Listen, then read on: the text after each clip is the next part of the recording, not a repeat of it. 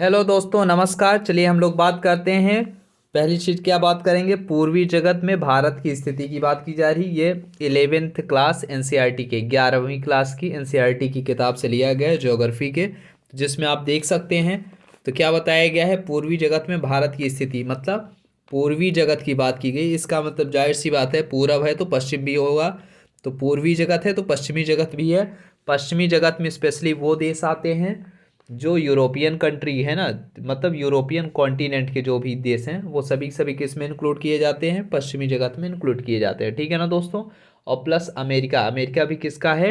Western world का part है, ठीक है ना। अमेरिका हो गया, फिर जो साउथ अमेरिका कॉन्टिनेंट के जो भी देश हैं, ऑस्ट्रेलिया हो गया, न्यूजीलैंड हो गया, ये सभी सभी किस में काउंट किए जाते हैं? पश्चिमी जगत में काउंट किए जाते हैं, ठीक है ना।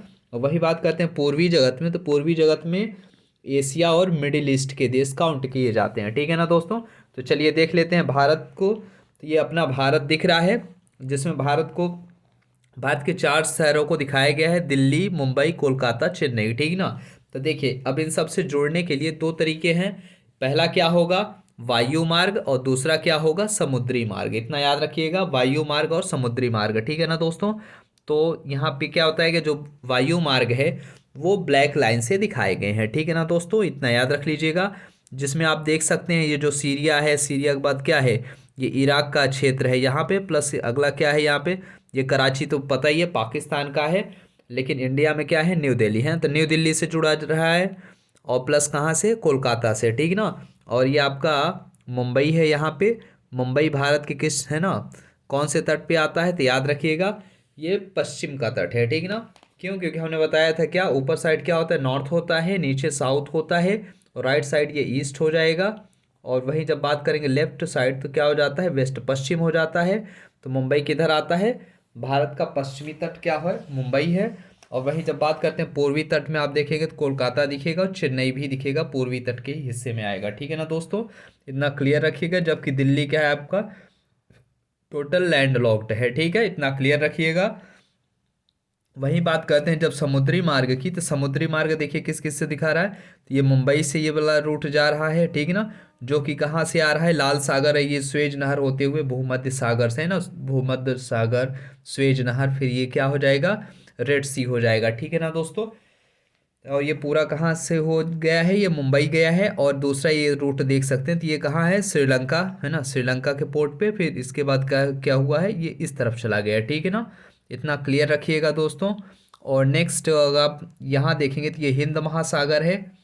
ये दुनिया है ना, पता ही है, एक ऐसा महासागर दुनिया में जो भारत के नाम से, तो वो क्या है? हिंद महासागर है, ठीक है ना, इतना याद रख लीजिएगा। जबकि भारत के पश्चिम में क्या है? अरब सागर है, पूर्व में बंगाल की खाड़ी है।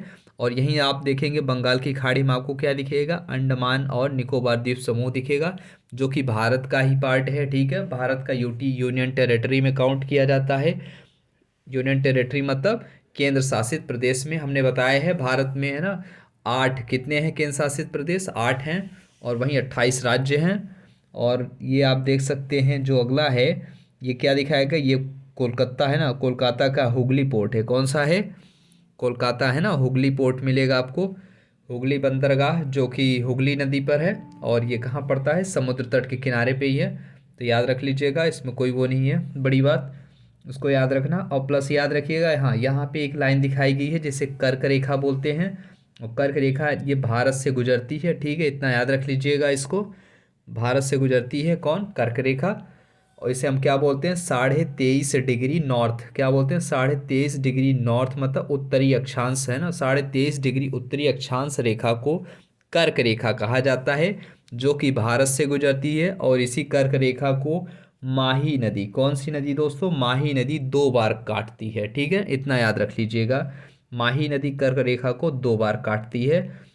कहाँ, ये कहाँ है माही नदी? तो भारत में है, ठीक है ना, याद रखिएगा। गुजरात और मध्य प्रदेश के क्षेत्र में ये बह रही होती है, ठीक है, इतना याद रखिएगा।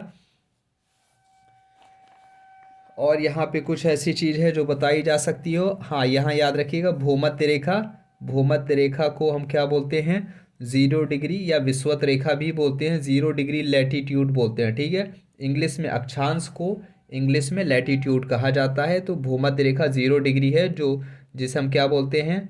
विषुवत रेखा भी बोलते हैं। ये क्या करती है? अर्थ को दो बराबर भागों में बांटती है। कितने भागों में दोस्तों? दो इक्वल पार्ट में डिवाइड करती है। किसमें? नॉर्थ और साउथ में। ठीक है, याद रखिएगा। तो मान लीजिए अगर अर्थ है, अर्थ मान लीजिए ये गोल है, ठीक है, ये ऐसे है, ठीक है ना। अब इसको दो पार्ट में ये मान लीजिए ये लाइन डिवाइड कर दी थी। ये ऊपर का क्या हो जाएगा? नॉर्थ हो जाएगा, नीचे की साउथ हो जाएगी, और ये 0 डिग्री हो जाएगी। ठीक है, इतना याद रखिएगा दोस्तों। तो 0 डिग्री रेखा क्या करती है? अर्थ को दो इक्वल पार्ट में डिवाइड करती है। और जो ये नॉर्थ है और ये साउथ है, नॉर्थ वाला जो है, अब देखिए क्या हो गया, बॉल जैसे था, इसको आधा पार्ट में जब ये डिवाइड कर देगी तो ये क्या बन जाएगा? याद रखिएगा, ये वास्तविक नहीं, ये काल्पनिक रेखा है दोस्तों, इमेजिनरी लाइन है, ठीक ना, जो 0 डिग्री है। ये अर्थ पे ऐसे ड्रॉ की गई, हमने इसे मान रखा है, ठीक है ना दोस्तों। अब ये ऐसा नहीं वास्तव में कि अर्थ पे कहीं खींची गई हो लाइन, नहीं, ऐसा नहीं है। ये क्या कर रही है? अर्थ को दो इक्वल पार्ट में डिवाइड कर रही है। ये जो नॉर्थ वाला है इसे हम क्या बोलेंगे? Northern hemisphere. क्या बोलेंगे? Northern hemisphere. और इसे हम क्या बोलेंगे? Southern hemisphere. ठीक है, इतना याद रखिएगा। तो क्या हो जाएगा? उत्तरी गोलार्ध हो जाएगा, और ये क्या हो जाएगा? और ये दक्षिणी गोलार्ध हो जाएगा। ठीक है ना। हेमिस्फेयर क्यों बोलेंगे? क्योंकि ये आधे पार्ट में डिवाइड हो चुका है। ठीक है, याद रखिएगा। और नेक्स्ट और क्या कहा जा सकता है?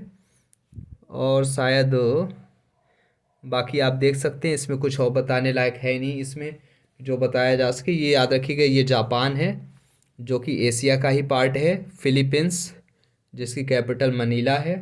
इंडोनेशिया हो गया। और बाकी ये आपका सिंगापुर हो गया। ठीक है, तो याद रखिएगा सिंगापुर एशिया का पार्ट है। हाँ, एक और कंट्री होती है स्विट्जरलैंड जो कि यूरोप का पार्ट है। ठीक है, इतना याद रखिएगा दोस्तों। मिलते हैं अपने नेक्स्ट वीडियो में, तब तक के लिए बाय बाय दोस्तों।